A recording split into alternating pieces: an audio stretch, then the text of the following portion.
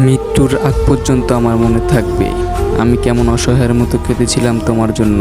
কিন্তু তুমি আমার চোখের এত পানি দেখেও নিজের সিদ্ধান্ত পরিবর্তন করোনি, কারণ তুমি আমায় কখনো ভালোই বাসোনি। কথা দিয়ে আমায় কথা রাখোনি। হাজারবার বলেছি আমি তোমায় ভালোবাসি, তুমি আমার দিকে একটু ফিরে তাকাওনি।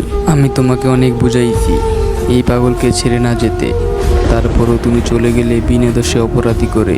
আমি ব্যর্থ তোমার বুকে একটু ভালোবাসার জন্ম দিতে পারিনি, কারণ একতরফা ভালোবাসা কখনো হয় না। যে মানুষ অন্যের অনুভূতির মূল্য দিতে জানে না, সে কখনো কাউকে ভালোবাসতে পারে না। তোমার দেওয়া শেষের আঘাতটা আমাকে অনেক কিছু শিখিয়ে গেছে। পৃথিবীর সমান কাউকে ভালোবাসলেও স্বার্থপর কখনো আপন হয় না। বিশ্বাস ব্যাপারটা বড়ই অদ্ভুত।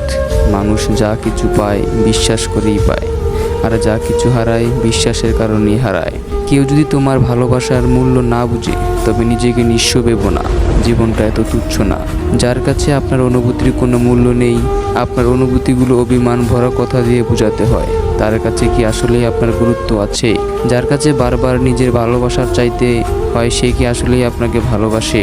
যার সাথে কথা বলতে চাইলে হাজারো অজুহাত দেখায়, হাজারো ব্যস্ততা দেখায়, সেই মানুষটা কি আসলেই আপনাকে সময় দিতে পারবে?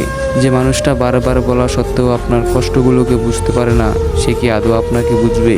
যে মানুষটার সাথে দেখা করার কথা বললে বারবার অজুহাত দেখায়, সে কি আদৌ আপনার সাথে কখনো দেখা করবে? যে মানুষটা আপনার ছোট ছোট রাগ আর অভিমানগুলোকে বুঝতে পারে না, সে কি আপনার কষ্টগুলো কখনো বুঝবে?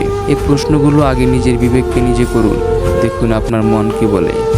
যদি উত্তরগুলো আপনার মনকে বারবার দুর্বল করে দেয়, তবে ওই মানুষটার প্রতি আপনার যতই দুর্বলতা থাকুক না কেন, যতই ভালোবাসা থাকুক না কেন, নিজেকে ওই মানুষটার কাছ থেকে সরিয়ে আনুন। হয়তো আপনি তাকে মন প্রাণ দিয়ে ভালোবাসেন, আপনি তার প্রতি দুর্বল, কিন্তু ওই মানুষটা আপনার দুর্বলতার সুযোগ নিয়ে আপনাকে দিনের পর দিন অবহেলা করে যাচ্ছে।